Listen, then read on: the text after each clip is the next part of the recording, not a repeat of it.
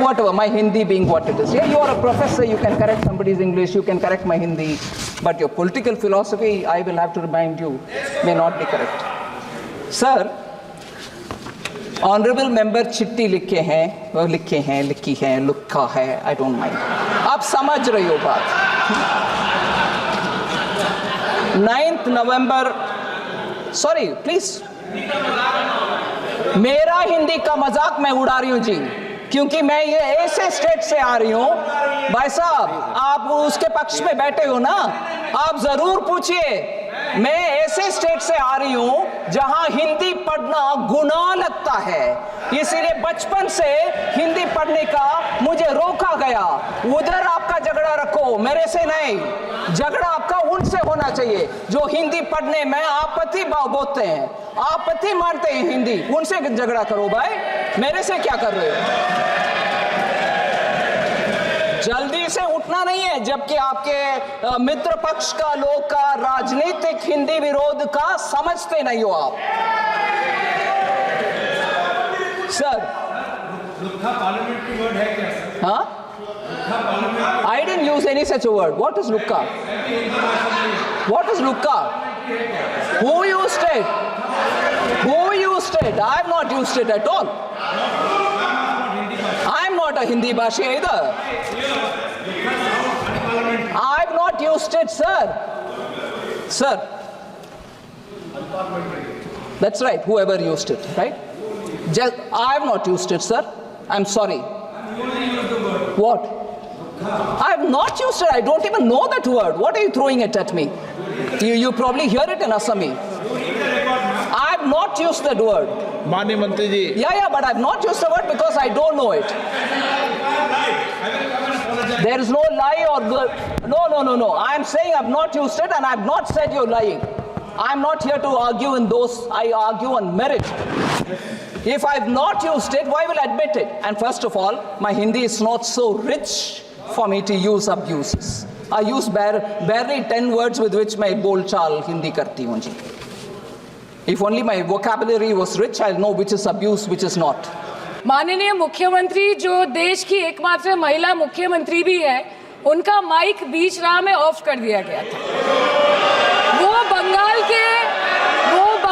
के अरे अभी तो शुरुआत है, ये तो ट्रेलर है, पिक्चर बाकी है। अध्यक्ष महोदय, मैं आपसे ये बोलना चाहती हूँ कि वो बंगाल के हक के लिए यहाँ पे सवाल उठाने आई थी, वो बंगाल के लोगों की बात रखने यहाँ पे आई थी, लेकिन उनका माइक ऑफ कर दिया गया। आपके माध्यम से मैं सदन में उपस्थित वहाँ जो बैठे हैं माननीय सदस्य, कोई भी घटना को सर एक लाइन आपका डिलीट करेंगे सर, एक लाइन सर, मैं यही बताना चाहती हूँ कि बंगाल के लोगों का आगे जाके बंगाल के लोग आपके पार्टी की माइक ऑफ कर देंगे। बस एक चुनाव बाकी है, आप देख लीजिएगा। Sir, all India Trinamool Congress इस सदन और इस देश का 3rd लार्जेस्ट ऑपोजिशन पार्टी है, और हम आपसे धन्यवाद हम आपको देते हैं कि आपने हमको रेलवे, स्वास्थ्य, शिक्षा और आज ये पशुपालन जैसे महत्वपूर्ण विषय पे चर्चा करने का मौका दिया।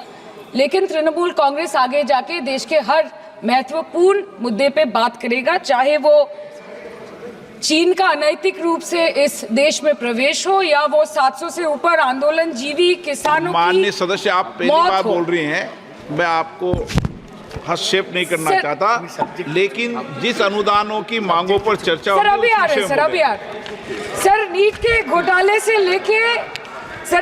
घोटाले से लेके जीएसटी के बोझ तक, एयरपोर्ट की छत टूट जाने से लेके रेल पटरी से छूट जाने तक, तृणमूल कांग्रेस के सदस्य, हर सांसद देश के हर गंभीर मुद्दे पर चर्चा करेंगे। बस यही आपको बोलना था।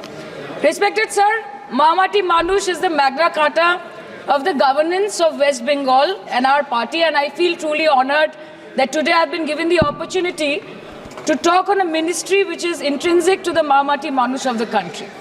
हमारे किसान अपनी मवेशी को, अपनी फसल को माँ की तरह पूछते हैं, जिस खेत में वो हल चलाते हैं उस जमीन को नमन करते हैं। But does this major sector get support from the government?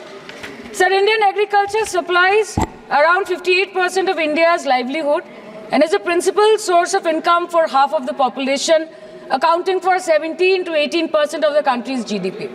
70% of India's rural poor depend on livestock and farm animals. But does this sector get what it deserves?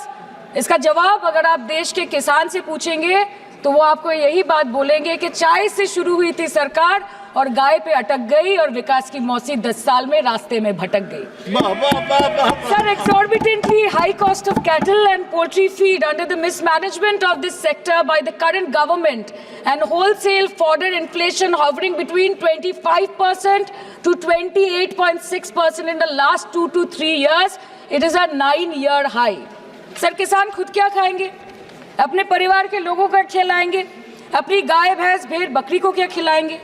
Sir, ऐसे ही वारदात होते हैं जहां गरीबी से जूझता हुआ एक किसान उसको अपनी गाय भेड़ बकरी को बेचने में मजबूर करते हैं और अंत में जाके वो अपनी खुद की जान ले लेते हैं। सर, पिछले 10 सालों में 1,12,000 किसानों ने इस देश में आत्महत्या की। एनसीआरबी की एक रिपोर्ट के अनुसार 10 साल में हर दिन इस देश में एवरेज में 30 किसान हर दिन अपनी जान ले लेते हैं। सर, इस देश के लोगों का यही है किस्सा कि जिसको जिताया वो राजा की तरह जाएगा और जिन्होंने जिताया वो फकीर की तरह। सर, ये बहुत गौरक्षा की भी बातें करते हैं। देश के लोगों को ये पता होना चाहिए that there is a fodder crisis in India and the union minister has himself stated in a written reply in Rajya Sabha that yes, the country is deficit in fodder. So it means that cows are dying without food in government-owned goshalas, especially the BJP-ruled state. 74,000 cattle had died at Panjrapols in Sundarnagar and Banaskantha district of Gujarat in the last 3 years. 200 cows were found dead in Madhya Pradesh's Shivpuri district. 173 cows allegedly died in a week in Chhattisgarh. And 74,016 cows had died in Hingonia Gaushala in Jaipur during the previous BJP government in Rajasthan. तो sir, पहले खाना ही नहीं मिला, fodder crisis, फिर मिल भी जाए तो इतना महंगा कि किसान खरीद ही नहीं पा रहा है, फॉडर इन्फ्लेशन, और सर खाना मिल भी जाए तो पशुओं की बीमारी।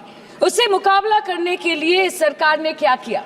The Parliamentary Standing Committee on Agriculture, Animal Husbandry and Food Processing presented its report which stated that 32.7 lakh cattle were infected by the viral lumpy skin disease across several states and a whopping 2.4 lakh cattle died within months.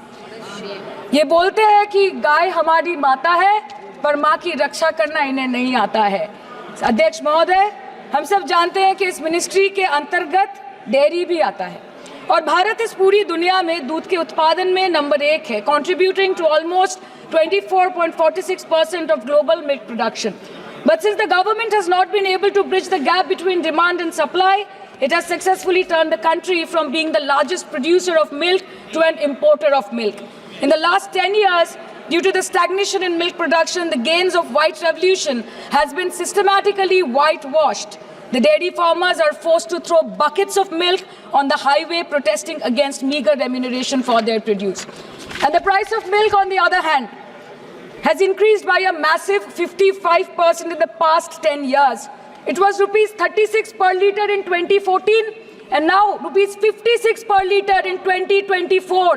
When this government came to power, the first thing the milk producing companies regulated by it did was to increase the price of milk by rupees 2 per litre. This was their revenge on the people of India for not providing a majority to the BJP. आम आदमी के दूध, छाछ, लस्सी, दही, पनीर पर 5% की GST, cream, condensed milk, मक्खन, घी पर 12% की GST और अमीरों के हीरो पर सिर्फ 1.5% की GST। सरकार उनको रिलीफ नहीं देती है जो विदेश में जाके मिल्क शेक और लाते की चुस्कियां लगाते हैं। ये सरकार उनको रिलीफ नहीं देती जो आम आदमी 2 पैकेट दूध खरीदने से पहले 10 बार सोचता है।